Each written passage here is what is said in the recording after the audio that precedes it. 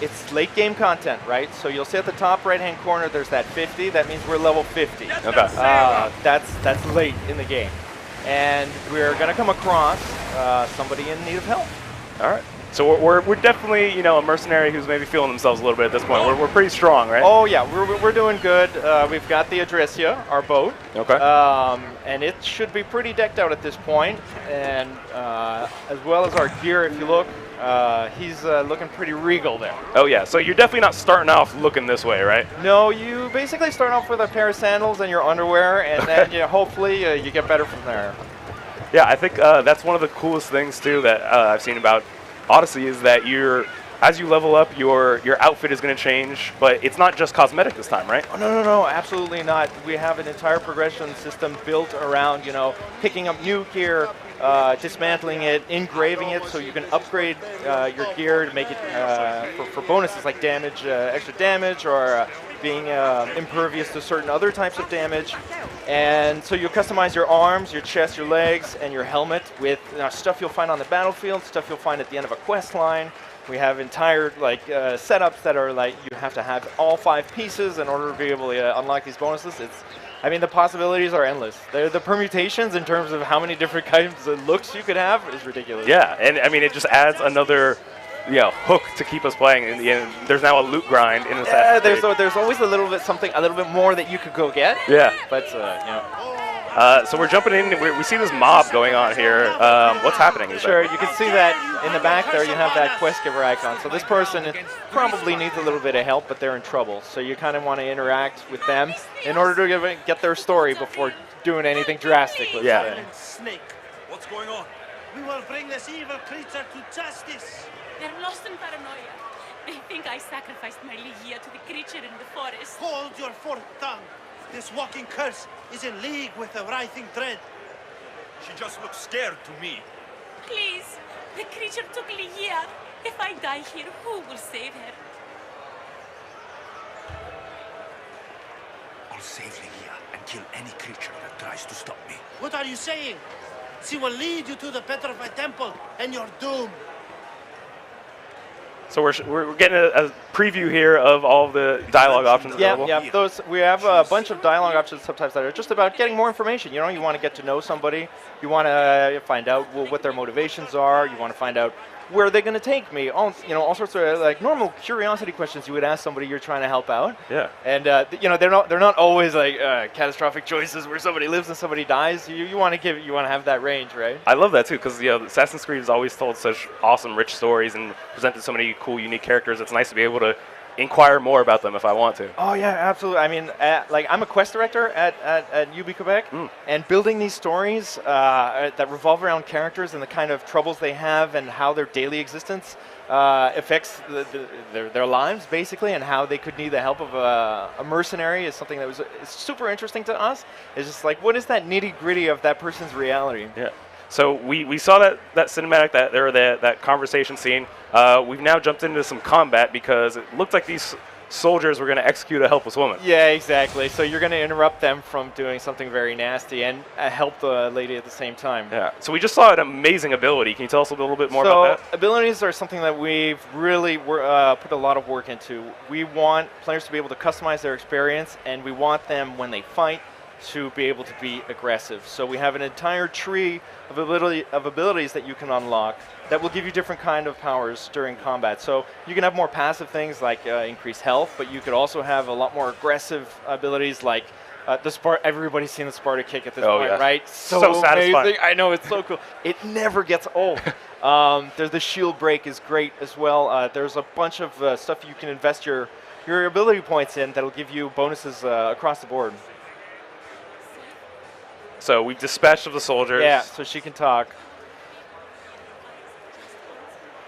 Basically, her lover is in trouble right now. Yeah, we tease a little something that we know there's a creature in the forest, something called the Writhing Dread. The Writhing Dread, yeah. But it's a price worth paying. I polished Charon's drachmi long ago, Misthios. I'm ready. You know, I don't want to call you forever. I love these little moments where you're kind of like, hey, I don't even know your name. Yeah. Tell me your name. I just killed a whole bunch of soldiers for you. Introduce yourself. Then let's not disappoint her. Where was she taken? I From love our Alexios' sanctuary, voice too. the He's dread good at ruins voice we acting. keep The actress who And does you're Cassandra does surprised she was an taken by excellent a job Oh, as well. It's not They're both safe. amazing. Yeah, we saw that Cassandra trailer. Now we're doing the Alexios gameplay. Both of them Greek. But, Oh. yeah. Yeah, the thing I'm noticing too, I've never been to Greece myself. When I picture it, this isn't necessarily what it looks like. What type of environmental diversity does Greece have? It's amazing. It has snowy mountaintops, like where your feet are sinking into the snow, all the way down to like that tropical paradise type of stuff. Like in our E3 demo, what we were showcasing was like we call them biomes, right? So the palm trees and the beautiful, the lush vegetation, that type of thing. And now for this demo, we're moving towards what we've called our autumn biome, or it's a deciduous. I always have trouble pronouncing it, but it's a type of tree biome. And this is what we're kind of showcasing. So you see the colors have shifted a little bit away from the green, more towards the yellow, the red, that type of thing. Yeah. The horse is obviously back. This is not Phobos. You just kind of randomly picked him up, but you can call him at any point, any time. And Phobos is your own horse. Yeah. At the beginning of the game, there's a moment where we'll show you a bunch of horses, and we're like, all right, which one is this? The one you're gonna have for the rest of your playthrough. Oh. You pick him, and then he'll always come to you. So it's similar to your eagle, right? Where you have. Yeah, sure. Last year we had Senu. This time We have Icarus. Icarus. So Icarus is partnered up with Alexios. We do go into it in the story about how that works, but we haven't been spoiling it just yet. Yeah. So we follow this woman, Breeze, into what looks like this village or town that looks like it's been through some troubled times. Yeah, she has a little love nest there with her partner, but if you look in the background, you can see things are just getting really dark and This place gritty. is ours. Lygia's It's and very mine. foreboding. Yeah. A forbidden place for forbidden love. Not much of a love nest. I've seen more romantic funerals. I found scraps of her clothes leading to the riding dread's lair. Please. That's we not a need to direction hurry. I would want to go in personally. No. I think Time I to would find Ligia. turn away Lead from the something way. called the Yeah. Writhing Dread. It's funny because there's a little bit further away. You're not going to walk into it with your horse, but if you do, there's a point where your horse just nopes out. This place is so creepy. I'm not going in there. Sometimes animals are smarter than humans. So we saw there too that there's always something worth exploring, worth seeing. That you never know Oh. where you're going to find some hidden treasure in this The world is just filled to the brim. There are, I think it's over 600 points of interest. So we call them points of interest. There are places in the world that have a certain gameplay challenge and a gameplay reward. So it may be just taking out a few bandits in order for a couple of bucks, or it could be something like climbing a statue, getting that reach high point, and being able to fast travel. I mean, there are so many in the world. It's really impressive. And you're going to make me clear them all out. Hey, you know 'Cause what? that's the kind of player I am. I'm Oh. obsessive. I am so OCD about that type of stuff. When I play these types of games, I am absolutely the same. I have to have everything. I have to have 100%. I have to make sure that I have touched and prodded every little thing in the game. Oh yeah, that was one of my favorite parts of basically every Assassin's Creed, but especially Origins, just going in and clearing out all the map because there's so many awesome little stories hidden throughout the world. That's the thing with the points of interest, right? They've all been modeled around like, sometimes they're little myths, sometimes they're stories, sometimes they're just like, what is a hairdresser in ancient Greece do type thing. And there's always that little connection into the world, right? It's not just free gameplay for the sake of gameplay. It's always like, how does this actually tie into ancient Greece? Yeah. So we see here we're wandering into what looks like a fairly desolate place. Yeah, this is the layer of the Writhing Dread. Yeah. This is all this is a huge collaboration. Like the actual island of Lesbos is built by a collaboration between the Singapore and the Chengdu studio from China. What is this place? And you'll see a little bit further the gameplay that we've We actually entered built the realm inside of this the Writhing temple Dread. comes from Romania. It's as if And sound we itself is at the Quebec City studio who are kind of overseeing all this kind of give the directions, make sure that everybody's still going in the right directions. Yeah. It's a huge collaborative effort. Now this is clear. I mean, this These basically here statues gives are it away. unnervingly lifelike. Yeah. Where yeah, we're we have a going, where we're tease, headed. strong Yeah. tease of where we're going. Fear. It destroys all living things. Some very lifelike statues, I'll say that. And leaving them frozen in fear for all eternity. I love too just the sense of even the air is still here, right? That there's these flecks like just the floating, ash yeah. kind of floating in, like some Absolutely. things don't live here; they die here. Yes. I had at the beginning of this, like a couple of years ago, when we were talking about Medusa and what did we want to do with them. I always had Malaka. in my vision of things. I always had this guy would come down from the village into Medusa's lair during the night and grab one of those poor soldiers who was frozen, bring him back in his cart, take it back, and say, "Hey, look what I sculpted during the night," and try to get some money out. The ideal never got in the game, but I was. It makes you think twice about those hyper-realistic sculptures. Yeah. It was, oh God. You're here. I was just thought it was that missed opportunity there. Yeah. We need to get inside, but I see no openings, and the walls are too smooth. So we were talking a bit earlier. I got a background in architecture, and I got to say, this doesn't really look like Greek architecture to me. This this comes out of, I'm going to say, the lore, right? Yeah. Just because there is a Every huge night part with of the me Assassin's that Creed they universe grabbed that I was is late, just unique once. to it, that kind wanted of to fight sci-fi for the aspect. rose. Yeah. And Something is better I for think the I've shield. already said too much. Oh yes. This is my fault. But If I'd we are gotten there in continuing Layla's story in the present day inside of Odyssey, Then you'd both be and trapped this, inside. and I'm not going to tell you how, is tied into Together. that. Okay. So You we were won't searching reveal for too much. No. Gift. We've already spoiled so much stuff, but it's great because there's Thank so much you. content in the game that there's still tons of stuff left. Oh no, to you spoil. can't spoil this game. Yeah. There's too many possible paths You know and about this place. routes you can She was take. a daughter of Artemis. Her people trained here long ago.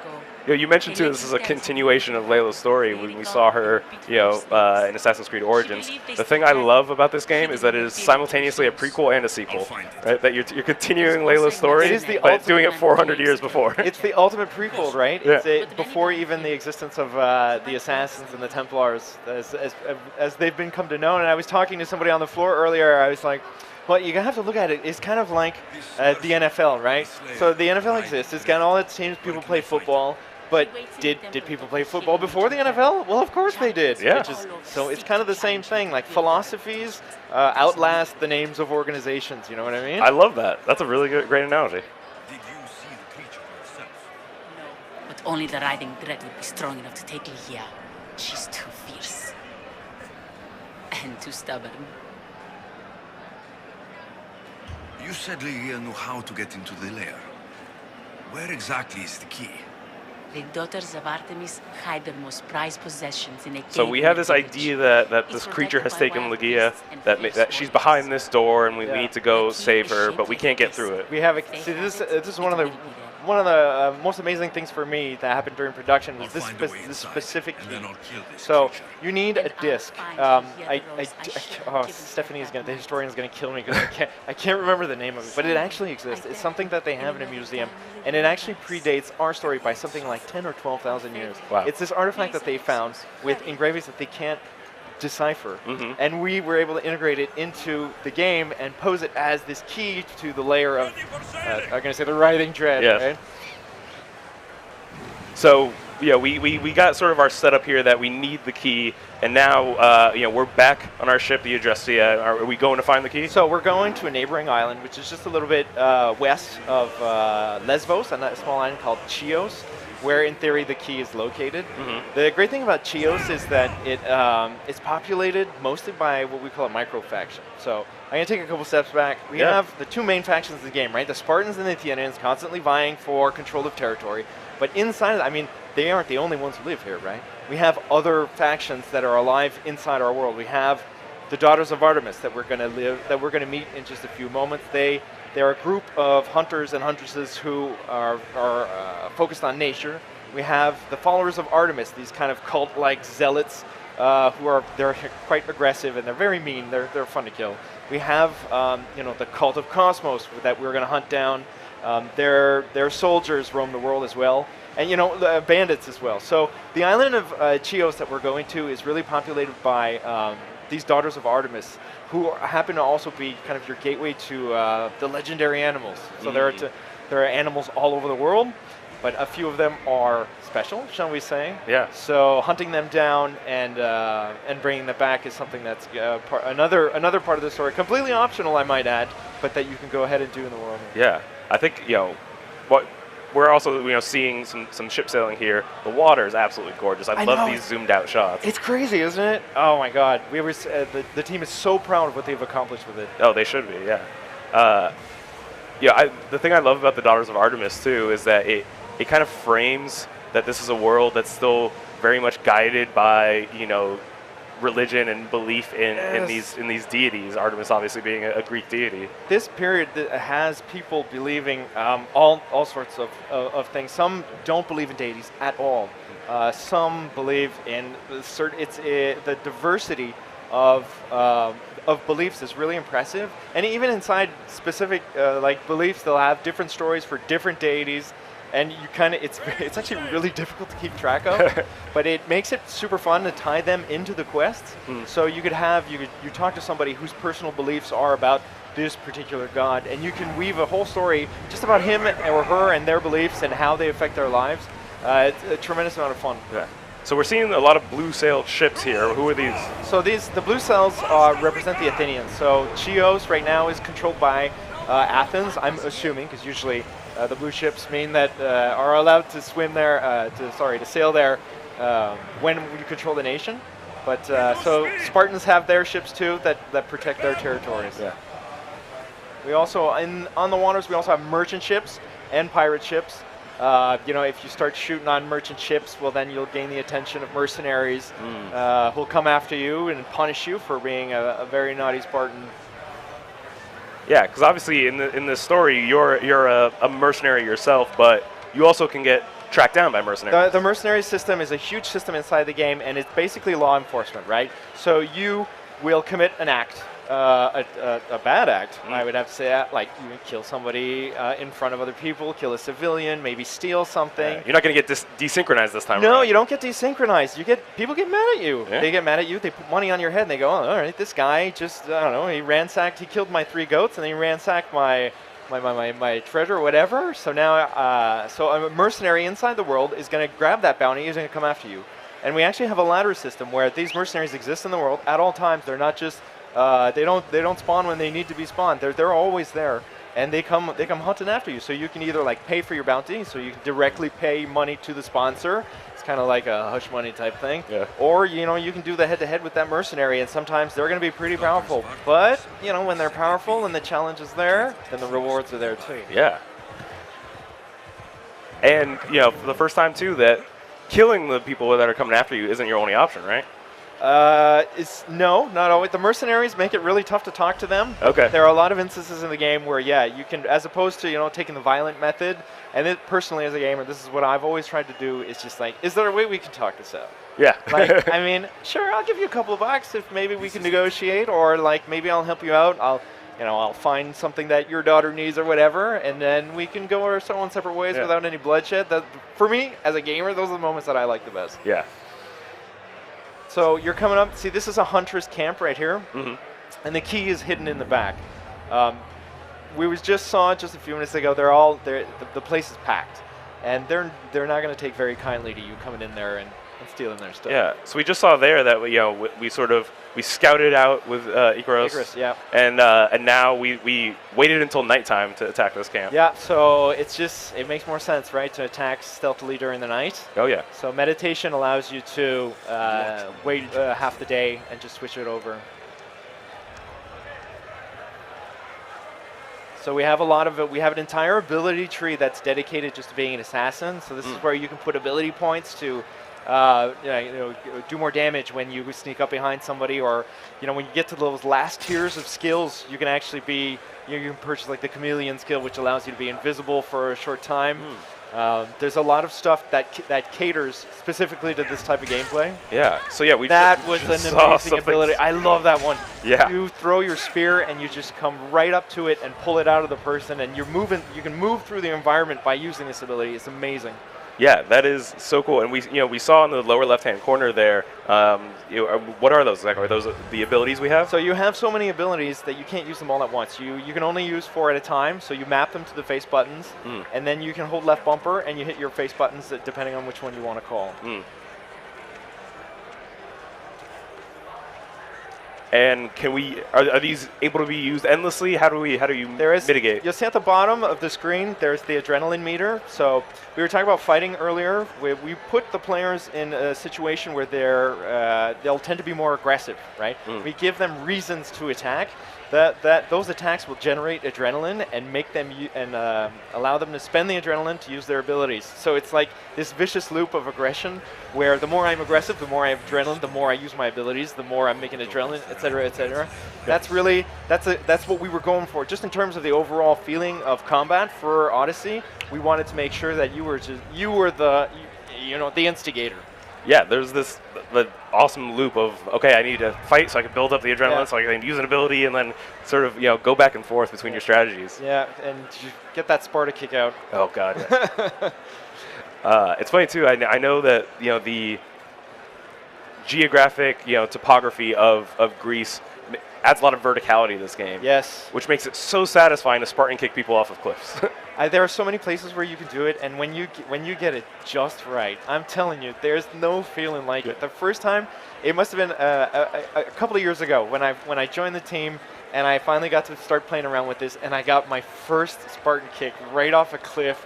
It's so you'll scream out loud. Oh, yeah. It's insane. So we've acquired the key, Yeah. and we're now returning to Greece in this petrified forest. Exactly, and we're going to open that door and find out what's hiding behind it. Never made it inside the lair. But you can't forget that Breeze is there because the love of her life is in trouble. Oh yes. Not exactly. The mercenary carried this spear, which she claims killed the Rhine Dread. No, the creature took Lygia. So we only we saw one path of getting into this temple, going to the Daughters of Artemis and acquiring this key, but that's not the only way that we could have gone about this quest, right? I think, to pick up the disc, you had to go through the camp. Okay, Yeah. you have to go through, but I know there's an option to talk to someone maybe who claims to have defeated you know what? the Red. I didn't play it that way. Oh, really? Yeah, I'm sorry. I've always played it that way. No, that's so fun. No, it's great because I played it both ways. I wanted to investigate. How did you play it? So you're presented this option of hey, there's this mercenary who claims to have killed the Writhing Dread. Go talk to him, see what how he did it, what's going on. If he really killed it, why is it still taking people? And so you go talk to him. I don't want to spoil what happens, but it's one way to go about it. And then if you want to do both, you can still you can talk to him. You can go to the Daughters of Artemis. You could do it in any order you want to. I see. I'm going to need that second playthrough because just in terms of quests in the game, I think we went past 300. Wow. There are and there's so much content. I'd be lying if I told you that I was able to play every version of every quest that's in the game. There aren't enough hours in the day. Yeah, this is just one of those quests, and we already see how much variability it has. Yeah. So we're inside of this petrified temple now, finally. Oh yeah, that's creepy stuff. Oh yeah, gosh. I see why the horse doesn't want to come in. The floating ash gets me every time. It's just ugh. Oh yeah. I mean, we were speaking about environmental diversity before. This feels like unlike anything that we've seen thus far. This is not something that we're going to be reusing anywhere else. I mean, this is really unique to this portion of the game. It's all handcrafted. It's all custom made. And the funny thing is, it's optional. You don't even have to do this. It's endgame content, and it's not recycled. It's all unique stuff. There's no game over to this game. It just keeps going. It just always keeps going. And this is something that you could do even after you finished a main campaign. Oh yeah, you can jump into this quest line at any time you want, given that you have the right level. But there she is. Oh, here we go. There she is. The Writhing Dread. If you hadn't figured it out yet, it's Medusa. Why does it always have to be snakes, right? That's a great boy. Oof. That's gonna leave a mark.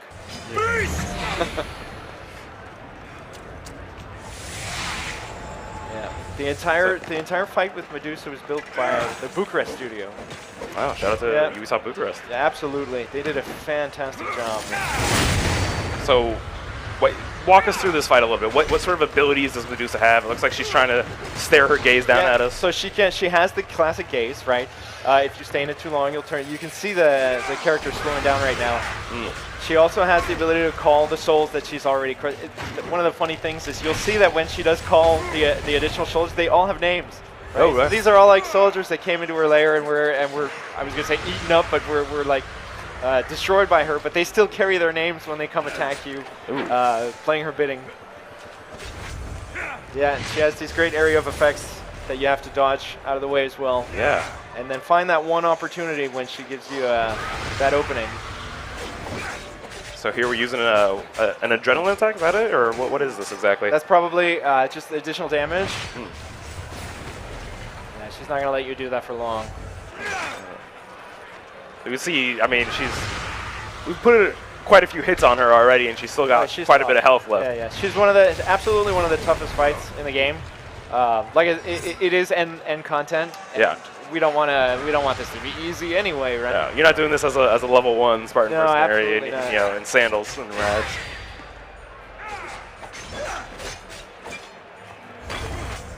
Oof. Yeah, Laid down some good damage there. It teleports away.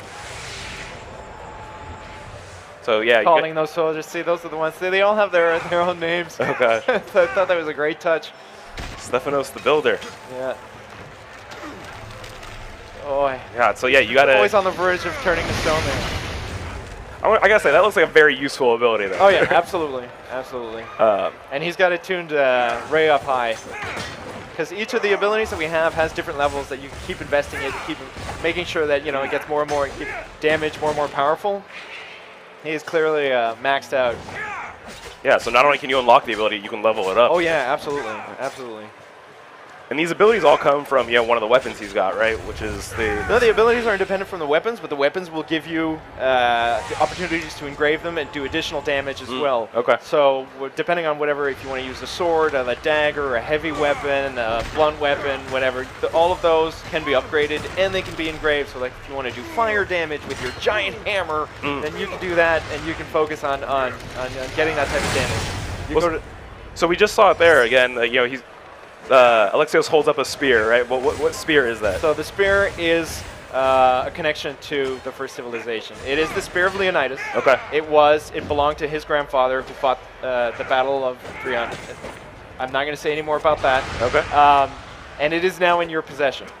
And it does give him combat powers that a normal man might not have. Okay. That's how you get those area of effects. Yeah, attack. exactly. The area effect, the spear is the key to everything. There, you can, depending on if you go on, if you fall into the cultist hunting.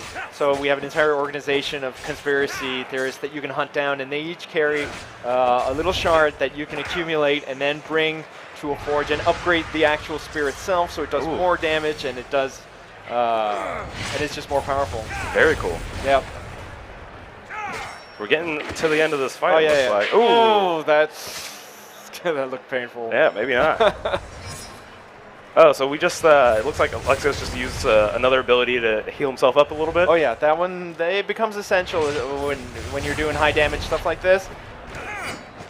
The player is actually doing a really good job. That combo is amazing. Yeah, it gives you a little bit of a second wind in a tough fight like this. One more hit and she's gone.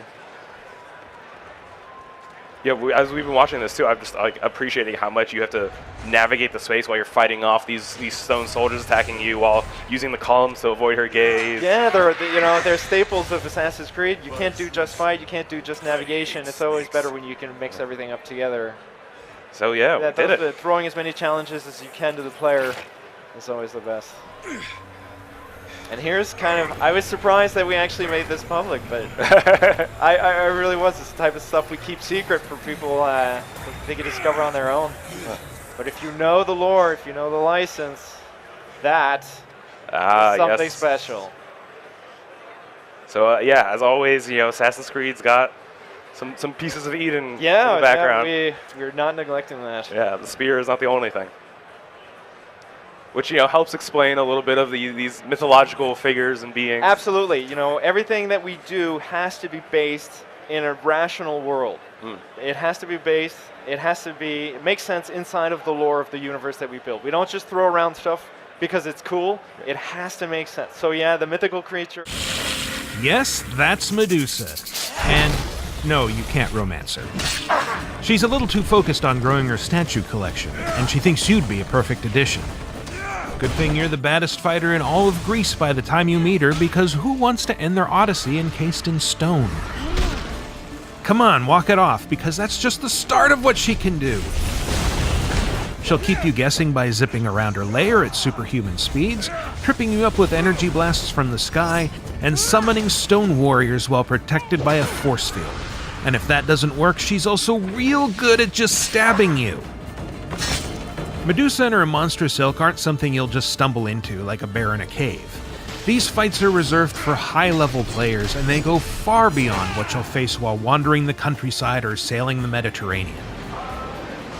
Finding them takes more legwork than just tracking down a creature's lair and putting a spear through its face, and you'll probably have to go through some misguided human foes before you even get there. For example, in Medusa's case, the quest begins in Erissos, a little village on the island of Lesbos, where an angry mob is getting ready to push a woman off a cliff. She must face justice. The villagers are convinced the woman, whose name is Brice, sacrificed her lover, Ligeia, to something called the Writhing Dread. What's going on? The mob wants an execution, not justice, so right away we're showing them who's boss by kicking a few soldiers off the cliff. Brice's innocence doesn't mean the monster isn't real, of course. Ligeia's trail leads away from the village and into the heart of a twisting, petrified forest filled with eerily lifelike statues. And snakes. So many snakes. At the heart of it all is, yep, that's a first civilization ruin, all right. Artifacts left behind by humanity's hyper-advanced precursors are always causing supernatural trouble in Assassin's Creed, meaning the Writhing Dread is likely something they left behind. Getting inside the temple takes a little doing, though. The key is hidden in a village of warrior women on the nearby island of Chios, and before you head over there, you might want to stop and talk to a retired mercenary who claims to have vanquished the creature before. In keeping with Odyssey's new navigation system, you'll be given a few clues to where they are, but actually finding them takes some exploration. Every step of this journey has the potential to explode into conflict. The mercenary won't reveal anything too useful or give up his Gorgon-slaying spear without a fight, and the warrior women turn out to be extremely hostile to outsiders. They also shoot fire arrows that can annihilate your health in seconds even if your level is maxed out, and when you combine that with their pet wolves and bears, a stealthy approach will probably get better results than a head-on assault. On the way to either destination, you might find yourself testing your luck in the trap-filled Tomb of Orpheus, or daring to investigate why a boat that sits abandoned in a bay is surrounded by blood. Oh, it's this guy. You could burn a few storehouses to destabilize the local tyrant, hunt deer in the hills, indulge in a little piracy, or cross swords with some masked creeps in a cave. The open world of Odyssey is full of cool discoveries, beautiful vistas, and secret treasures, so taking the long route can be rewarding. Also, given that this demo was with a level 50 character, we had a chance to try out high-end abilities like Ghost Arrows, which can go through solid objects to land perfect headshots, and how did we ever survive without them? Once it's time to venture into the heart of the mystery and confront the Queen of Snakes, you'll find a powerful foe who wants nothing more than to turn you into another statue for her collection. Keep clear of her laser-like stone gaze, and you might survive long enough to send Medusa to Hades. You can start on the path to challenging Medusa, along with just about every mercenary and villain in ancient Greece, on October 5th when Assassin's Creed Odyssey launches on PS4, Xbox One, and PC. To find out more, subscribe to this channel and visit us at news.ubisoft.com.